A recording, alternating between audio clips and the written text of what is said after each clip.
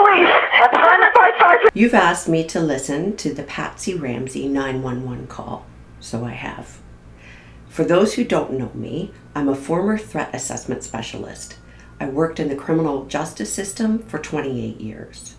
There are versions of this 911 call that have been enhanced by people on the internet. I am not using those. They weren't forensically enhanced, nor were they admitted into any court. Then there's an enhanced version, purportedly of an open phone line after the 911 call. There's nothing actually discernible on it, but on the internet you'll see the enhanced call played with words on the screen.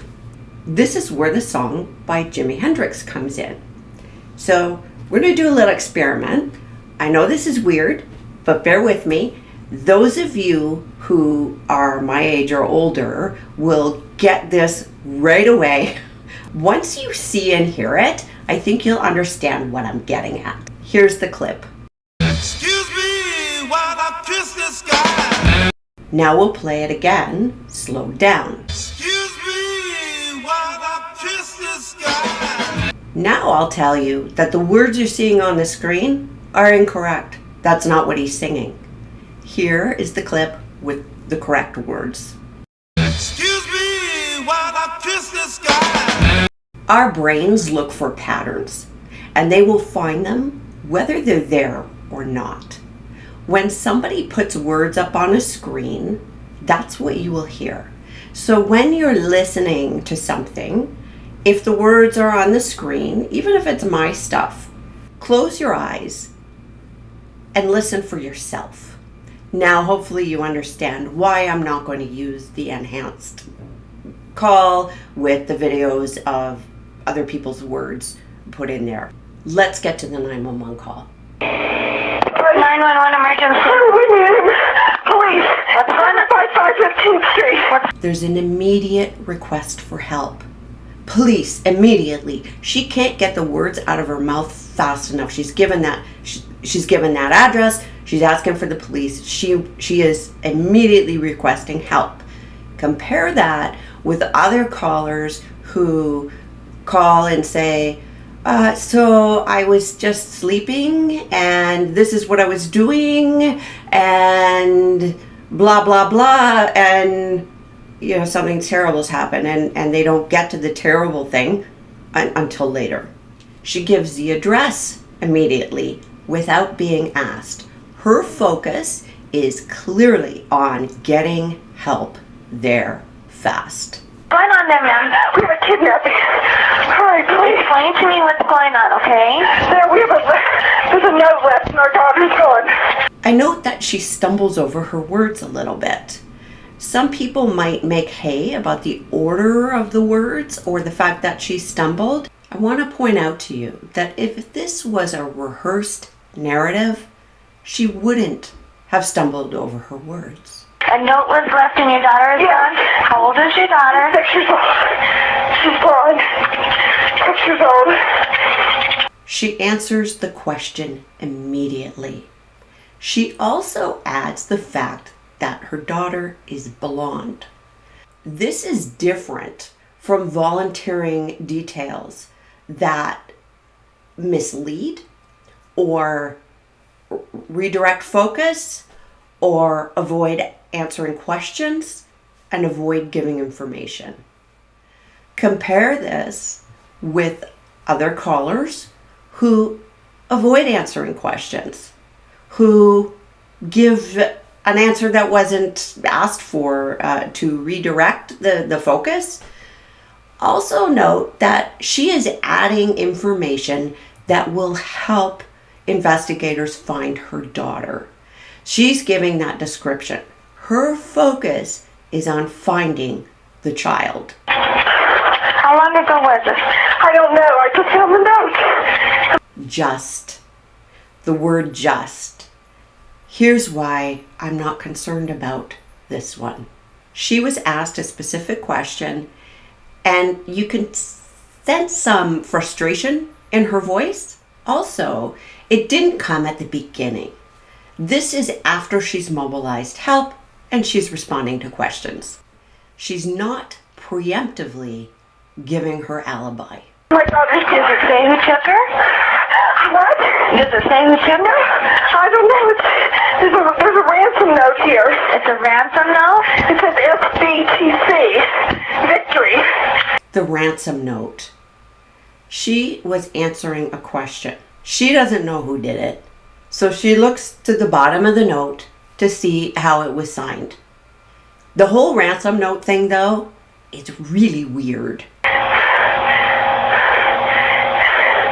Please. Just a note about her breathing. I have a bias about this, and I know I have a bias about it, so I had to go back and listen to it again. Here's my bias. I was at a sudden death call where there were all kinds of people in that residence, and it was chaotic. There were all kinds of people there in the residence, and this one woman kept doing this. And she'd throw herself back in the chair, and everybody's worried, like she's having trouble breathing. And as soon as you pay attention to her again, oh no, she's fine, it's okay. And as soon as you weren't paying attention to her anymore, this dramatic, she did it like, I don't know, 4 times, and finally I requested an ambulance. She was really mad because that's not what she wanted. But I'm not a doctor, and I know she's faking, but I can't take the chance. And if you want to be like that, anyway. So when somebody does this, something that sounds dramatic, right away it just kind of gets me, and I have to check and make sure that my response isn't based in my own bias. So I had to go back in this 911 call and have a listen again all the way through to the breathing. It was consistent. I don't think it was put on. Okay, what's your name? Are you Patsy Ramsey, I'm the mother. I'm the mother. The mother. Ooh, that's distancing. What is that about? She's been very helpful, to the point, focused on getting help, and then she doesn't say I'm her mother. She does this distancing thing. What is that about? That's odd at any time. It's a concern at any time, but it's even more odd in the context of this call. I have a question though. What kind of language do they use in the beauty pageant world?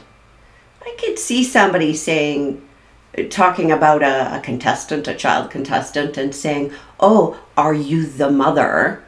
And having that kind of language become normal, I don't know, but it is a thought that occurred to me. If that's a normal way of speaking, and she's become accustomed to that, then it isn't distancing.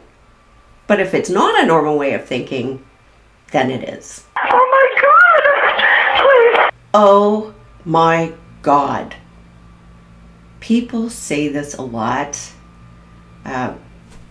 Most of the time they're not involved, they haven't done anything, but it takes me aback every time. And every time I hear this, I stop and look at what's happening, what just happened, what are they saying? Is this a way to avoid questions? In this case, it wasn't a way to avoid. I'm sending an officer over, okay? Please. Do you know how long she's been gone? No, I don't. Please, we just got out. Is she right here? That word just again. But it was in response to a specific question. The statement about what she was doing immediately before the call was also in response or in explanation to a specific question. If she had done this or said this at the very beginning of the call, I would read this differently. And that's another example of why you can't simply use a checklist. Oh my God, please. Okay, well, Please, somebody. I am, honey. Please. Take a deep breath, Please, okay? hurry. Patsy, Patsy, Patsy, Patsy.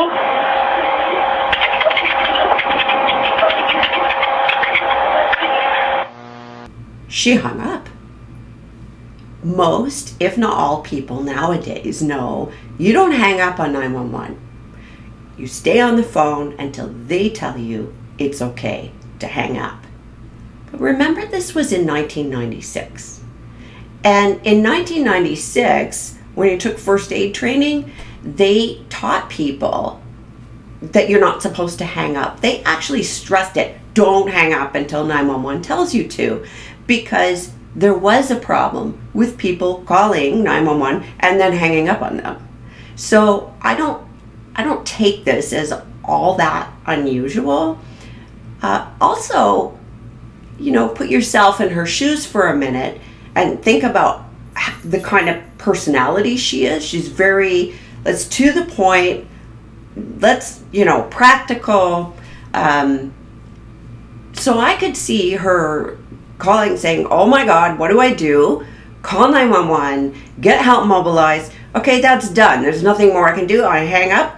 And now what? What do we do? Maybe wake up all the neighbors. Maybe search the neighborhood. But I could see her not wanting to hang around on the phone with 911. She wants to be out looking for her daughter or doing something about the situation. Let's talk about what is not in this call. There's no extraneous information. She gives the information that they need.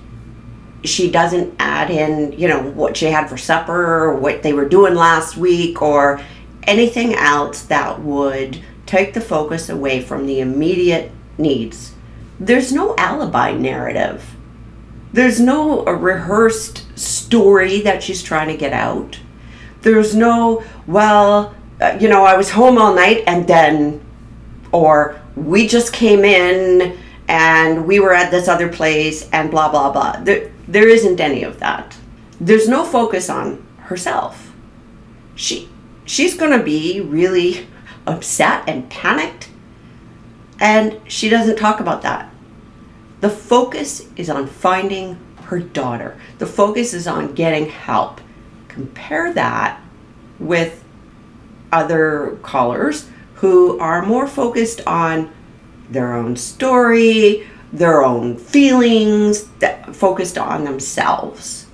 There are no conflicting facts. There is no avoidance of answering questions. In fact, she's working really hard to get them the information that they need. So in a case like this, would I look at the mother? Of course. That only makes sense. When a child is harmed or goes missing, you always look at the family first. When something happens in a house, in this case, her body was found in the house, of course you're looking really closely at everybody who was in the house and everybody who had access to the house. I think a lot of people assume that the perpetrator's entry into the house occurred in the middle of the night, and there were no signs of forced entry, so this was confusing. But think about this, because this happens a lot.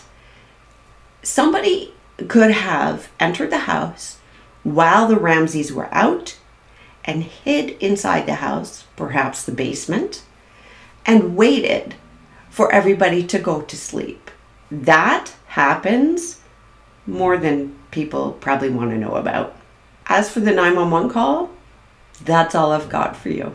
Thanks for watching.